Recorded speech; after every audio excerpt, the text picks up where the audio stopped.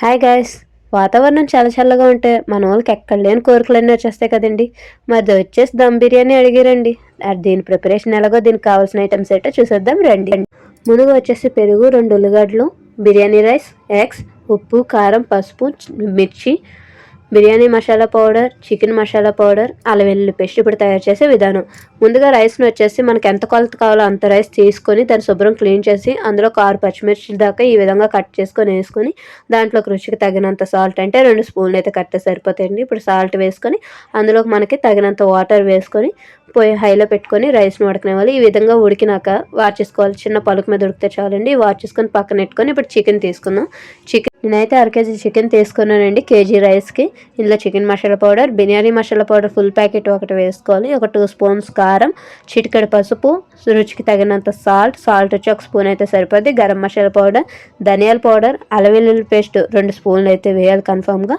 ఇంకా లెమన్ అయితే ఒక హాఫ్ పార్ట్ అయితే సరిపోద్దండి. ఇందులో పెరుగు, సన్నగా తరుముకున్న ఉల్లిపాయలు, మీరు బ్రౌన్ ఆనియన్ కిందనే వేసుకోవచ్చు లేదా ఎలాగైనా చేసుకోవచ్చు.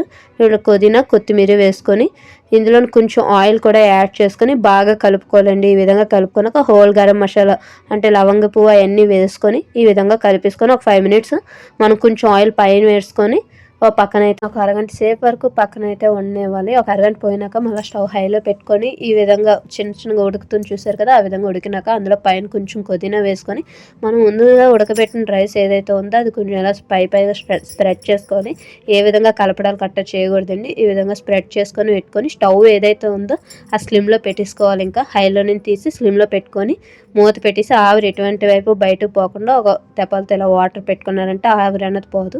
ఒక అరగంట అవ్వలేదు, ఒక 40 మినిట్స్ పోయినాక ఈ విధంగా చూసారు కదా మనకి పర్ఫెక్ట్గా అన్నది కుక్ అవుతుంది.